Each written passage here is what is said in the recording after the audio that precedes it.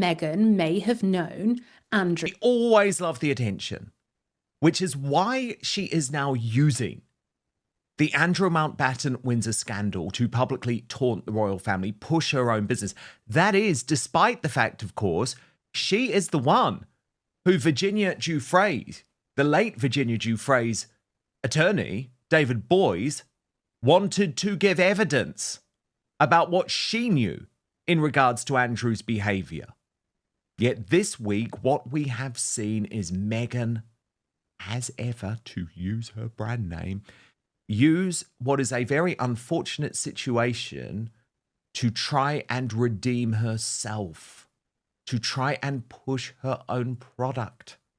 It's not something I think is going to work, but I think it's something the British royal family should have been wise to long ago. And I'm really fascinated by this new footage uncovered by Princess Carpuckle. Let me take you through this. They wrote, even before Harry, Meghan Markle was not someone who found the press so annoying and intrusive. You couldn't pull her away from the cameras. Here, she lingers long after her handler has gone inside just to speak to the cameras and bask in the attention. The whole hating the press thing is just to mollify Harry. If you don't believe me, if you don't believe Princess Carpuckle, then watch this. Hey, Gerard. How's it going? Oh, thank you. Yeah, of course. What's your name? Sam. Megan, good to meet you, Sam. Thank you. Of course, thank you. Oh, yay! Thank you for watching. Hi there. Hi, Megan. I'm Gerard. Nice Gerard. to meet you. How's it going? As well, thank you. Good. It's All right. gonna be fun today. It's gonna be fun. I looked at the looks. Everyone looks very cute. Yeah. Oh, yeah. It's gonna be great to have. Like I said, I tried today. Yeah. I was doing a picture back. I was like, I really tried. What's that? Oh, thank you so much for watching. Today, you got a fashion line or something? No, we're talking about fashion trends in my website, The TIG, so it'll be fun, and some spoilers for Suits Baby. Oh, great. Okay, cool. Have a good day. All right, Thank good looking you. for that. Lauren the Insider joins me now. Lauren, there is the real Meghan Markle, and that matters, doesn't it, when we are looking at her appalling behaviour this week? Yet she's the kind of person that would do the red carpet like 4 times to ensure everyone got her picture. We know she's set up pap shots for, well, many, many times. I don't see why we should say allegedly because it's so obvious. And Meghan just loves being famous. She wants us all to think she doesn't want the intrusion, but the intrusion is her oxygen. There are moments in royal history when what isn't said becomes more powerful than any official statement. This is one of those moments. As the latest crisis tightens its grip on the monarchy, attention has drifted not toward press releases or palace denials, but toward Meghan Markle and her continued silence. Not because she's accused of anything directly, but because silence, in this case, feels intentional. And intentional silence always invites interpretation. In the court of public opinion, absence doesn't equal neutrality. It creates a vacuum, and vacuums get filled. What makes this moment different from previous royal controversies is persistence. The question isn't fading, it's sharpening. Every time new details emerge, the same thought resurfaces. And we've seen her behaviour recently. She has not referenced. She's the only person, her and Harry, to not give any form of statement regarding everything going on. But, she still wants to push as ever, doesn't she? And now we've just seen her put out the most ridiculous piece on social media when I think she can't get more ridiculous. I'm at the stage now where I think, there's another basement level of where Meghan can reach. I know, and Lauren, let's just think about this for 1 second, right? Because Meghan Markle is very much part of that woke group who go along with that philosophy of silence is violence. You know, you have to speak out. It all emerged over the Black Lives Matter hysteria in 2020. But actually, we haven't heard a word from Meghan about Andrew. Not a word. And we know that David Boys, Virginia Giuffre's former attorney, had gone public with the fact that he wanted to call her to give evidence about what she knew about Andrew. Harry has barely said anything, but of course he can hide behind that one paragraph in his autobiography, Spare, where he did raise the allegations, but was effectively saying, oh, isn't it unfair that I lost my security? Like, he wasn't talking about the victims or Andrew's bad behavior. It was just like, why does he have security and I don't? But we haven't heard a word from Meghan about this. Where did everyone stand before this became unavoidable? The spotlight isn't just on institutions anymore, it's on individuals and their timelines. And once timelines are questioned, narratives become fragile. This isn't a demand for commentary. It's a demand for clarity. 3 words have quietly changed the temperature of this entire debate. Before Harry. Those words shift Meghan's positioning in the story. They move her from observer to potential witness, not to wrongdoing, but to context. If awareness existed before her relationship became public, before titles, before global fame, then it reframes her role entirely. And that's uncomfortable because it challenges the clean lines people prefer in moral storytelling.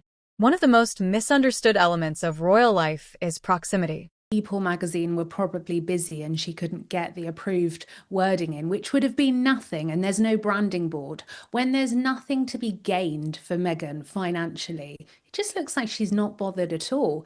It's incredibly rude they haven't given a statement, but the whole strategy for them is they want to distance themselves. So they want to come over for Invictus, get photographed, use that as a PR platform, use the royal family to come and open it up.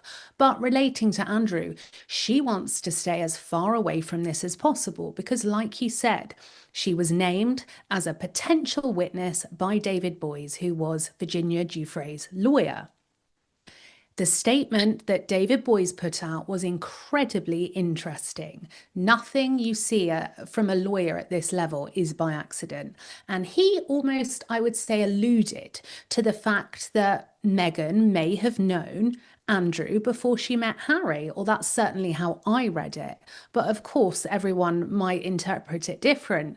But moreover, Meghan Markle knew Jeffrey Epstein's girlfriend, Karina Shaliak, who dated Epstein from 2009 to 2019. They were photographed on a yacht. There's, I believe, 3 photographs that are publicly circulating and they have been verified. They're not AI.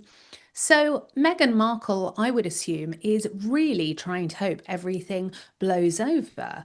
But none of the mainstream media have mentioned in this latest coverage any of the historic facts, and the facts remain. Meghan Markle went on holiday with Jeffrey Epstein's girlfriend. Meghan Markle was named as a potential witness by David Boys, Virginia Giuffre's lawyer. Now, these are really important facts. If you are trying to give a nuanced view of a whole situation, you have to zoom out. So the mainstream media, I believe, are either being pressured behind the scenes, or they're even worse than we believe and not doing any research. And I find that impossible, Dan, because you and I have been very vocal on this and lots of mainstream media follow us. So that leads me to think, is Meghan controlling the narrative from behind the scenes? Because there is no rational answer otherwise for why this coverage or these facts are being omitted from the coverage. Yeah, so these are the pictures that you're claiming are genuine. Salty Justice Duchess posted, since the Epstein files and his girlfriend Karina Shaliak are making headlines, I just thought I would drop these screenshots of Meghan Markle enjoying the yacht scene with Karina and a host of other ladies. And your understanding is that these pictures are genuine. And if you look there, it's people like Misha Nunu, so some other close friends of Meghan Markle in the picture, Lauren.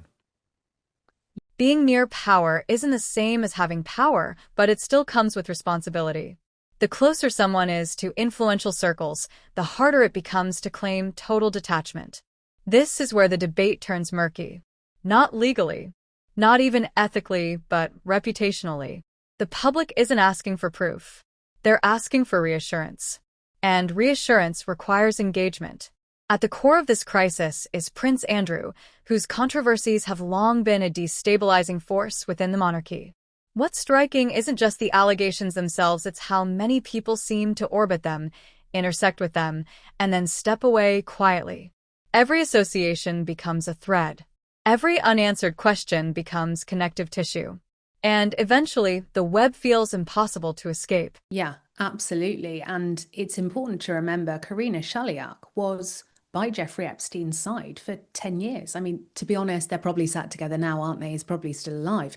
But Meghan Markle could potentially have information. We don't know. I would guess you don't go on a yacht with someone you don't know, or maybe you do. But it's very strange that the mainstream media are just continuing to push out little puff pieces and have not referenced this whatsoever. And let me be clear, this isn't a conspiracy. These are verifiable facts that I'm talking about. And there is still more annoyance coming this week, Lauren, about the way that the British royal family did placate Meghan Markle and the fact that it probably was another mistake. So when the Daily Telegraph reported that Buckingham Palace considered making Prince Harry the Governor General of Canada to keep him and Meghan in the royal fold, according to Taz, responded this way, writing, "Trying to constantly placate Meghan was the biggest mistake the royal family made with this couple. She didn't want to fit in because she wanted to take the money and the titles to hawk in America and play princess. Meghan never tried to get along with staff or Harry's family." Do you agree with that, Lauren? Yeah, I do. Meghan was a nightmare from the beginning. And the minute it was announced they were together, I was still a celebrity publicist. And I said to my colleagues, where you click your fingers, you pay someone and things get dealt with. You can control the coverage. You get to behave however you want in entertainment industries. And the very fact that she was coming in to the royal family, so rich with history, tradition, hierarchy. She was trouble from the beginning, and we saw that very early. The palace tried to suppress those stories about what a nightmare she was with staff and staff making allegations that she was emailing them day and night and had various demands. And all of this was true. She never wanted to fit in. Meghan gets what Meghan wants. It's Meghan's way or the highway. But that doesn't work within the royal family.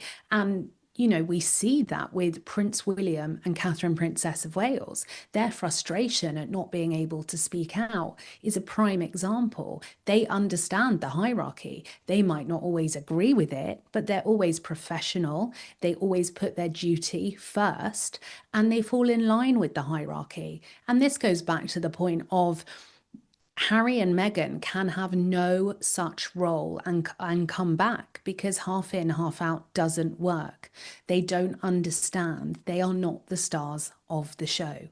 There are two stars of the show, and that is Prince William and Catherine, Princess of Wales. We do not want to see the Timu Duchess and Harry back. No, thank you. No, very true. Lauren, speaking of conspiracies, can we finally dispel one that the Sussex squad have been trying to put out, especially over these latest Andrew revelations? And a lot of it has been emanating from this so-called journalist, Ellie Hall. I remember at the time I think she was at BuzzFeed, and she was just like totally obsessed with this idea that Harry and Meghan were being badly treated by the media. And what she suggests, and let me just look at this from Onyé Nkosi, who first put this allegation out there. I don't usually talk about these things, but I have a feeling that British tabloid media piled it on Harry and Meghan to deflect attention away from Andrew. And Ellie Hall, who should have done her research on this, said, "I've always found it interesting that one of Harry and Meghan's worst royal media cycles, their use of private jets in August 2019, began the same day new pictures of Prince Andrew and Epstein's New York City home in December 2010 were published." And I mean, this is such a stretch. So I'll show you the headlines that she's gone with to try and allege this conspiracy. So there it is. Dumbo jet, and that was when the eco-warriors Meghan and Harry were exposed for flying on a private jet again to France after a gas-guzzling Ibiza trip, and it came at the same time as those new Epstein pictures were revealed. But Seriously, Lauren, this makes me so It it has to be a exasperated. it has to be a Sussex squad member because Yeah. at the end of the day, to think anything Harry and Meghan do is bigger than those pictures of Andrew dropping and Epstein, that's absolutely crazy. Yeah, which And by the way, Lauren, and this is the point I always make, only happened because of mainstream journalists at the time, who I know we are both highly critical of now, but it was a very different world in 2011 when I was working at News of the World at that time. And it was the fake sheikh who actually exposed these pictures of Andrew and Epstein together in Central Park. Without those pictures on, and without the picture 2 weeks later that the Mail on Sunday procured of Virginia Giuffre with Andrew and Ghislaine Maxwell, that iconic shot which was taken by Epstein in their London apartment. Without those two pictures on, there would be no Epstein files, full stop. To suggest that 8 years later, those same media organizations are trying to engage in a cover-up of the pictures that they released and procured and trumpeted on their front pages for the past 15 years is insane. Silence doesn't sever those threads. It tightens them. There's a reason public figures sometimes choose silence. It limits exposure. But silence is a short-term shield, not a long-term solution. Especially when others are speaking, leaking, hinting, and reframing events from their own perspectives. Without a counter-narrative, the public fills in the gaps, and those assumptions are rarely generous.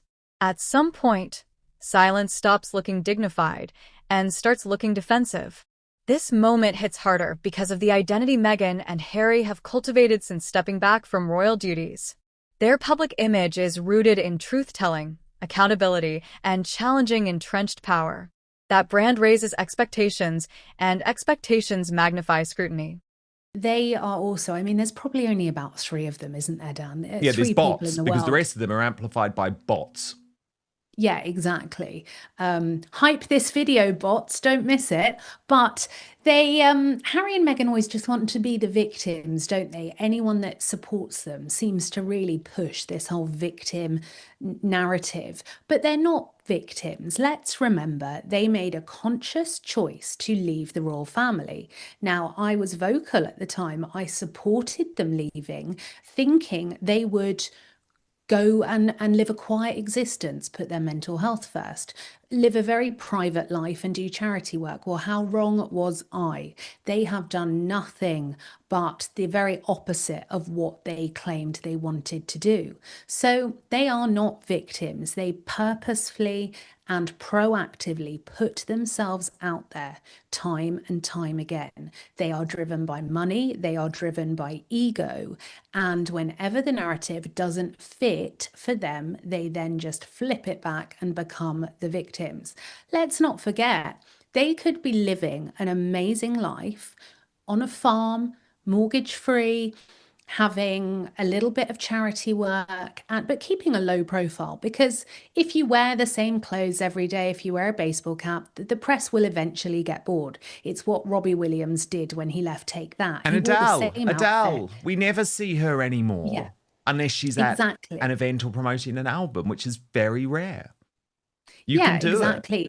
If you really don't want to play the game with the press, you can make it hard for them and they will get bored. But Harry and Meghan, they thrive off of this. You know, this picture of Lilibet, allegedly, it's like every picture she's giving 0.3% or zero point 0.3 centimeters more of Lily's face, isn't she? It's like, oh, let's get the cost up. Let's bump up our currency, because that's the last thing they've got now, the children.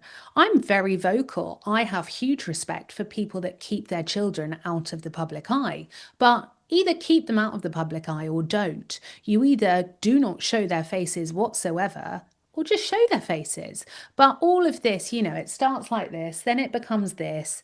Then by the end of the year, we'll probably have half a nose, half a mouth, and an ear. Meghan seems to think it's a very gradual thing, but this is her currency now. We've seen with Archwell, they're trying to bring the children in with their philanthropic endeavours. I mean, give me the sick bucket. The children can't spell philanthropic. They don't know what it is. It's absolutely crazy to be bringing them in to Harry something like can't this. spell it either, Lauren. No, To I be mean, totally honest I with don't know you. why I said that, Dan. Don't ask me to spell it.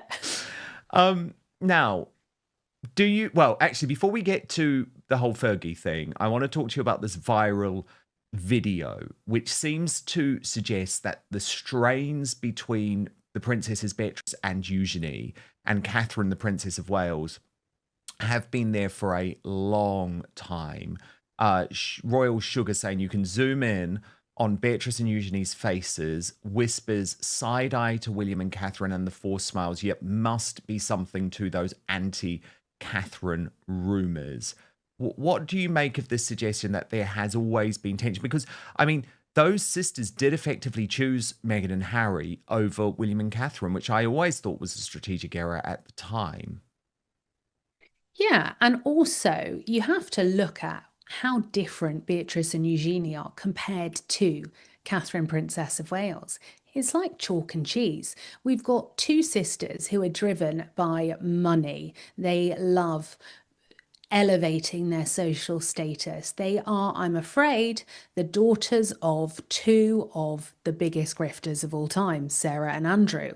And then you have Catherine, who is incredibly down to earth, not driven by things that are fake, that don't matter. She is a real mum. She's a real person. She stays out of the public eye and then comes back into it for work. But she really tries to live a life that is as normal as possible for the family and for their children.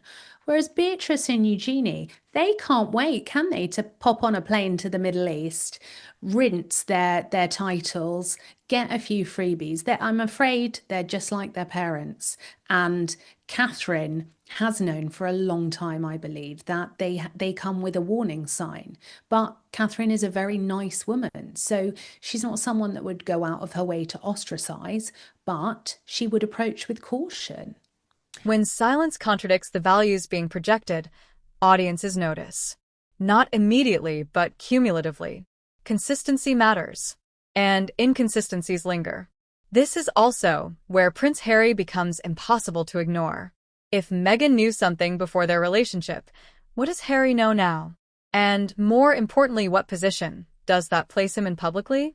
Even if he's entirely uninvolved, perception ties them together. That's the cost of a shared platform.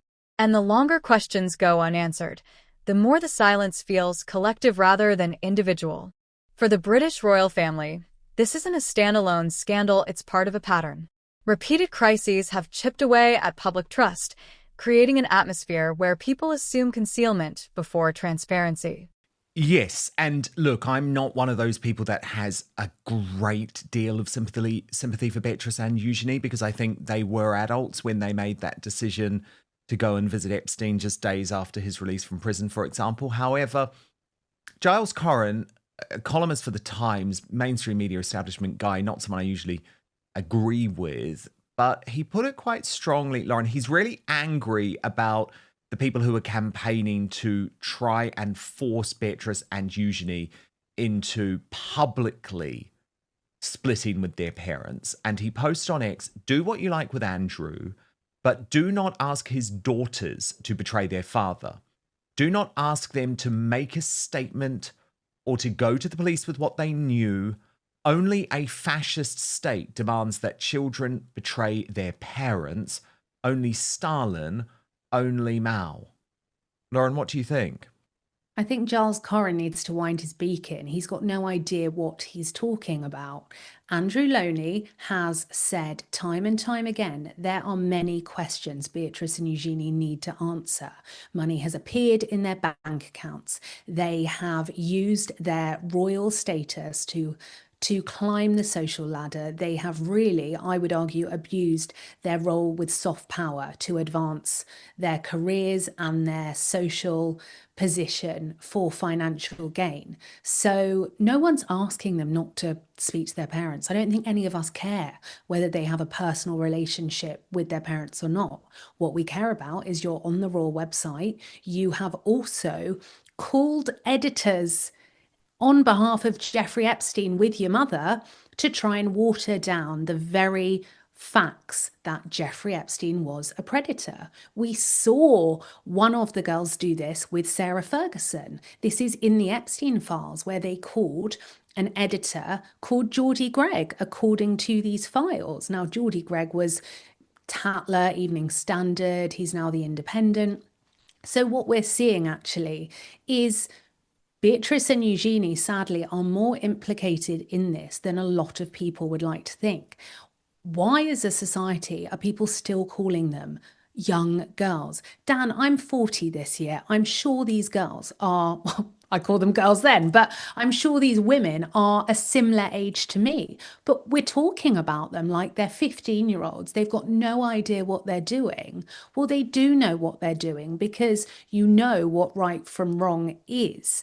They need to come off the royal website. They are only out for themselves, and I don't feel sorry for them. I'm afraid that everyone goes through hardships in their life, and I've just got no sympathy for Beatrice or Eugenie. I thought the recent pap shots that evidently one of them set up were absolutely pathetic. They're trying to do the whole no makeup, I've got a baseball cap on, like, oh, didn't know that the paparazzi were there.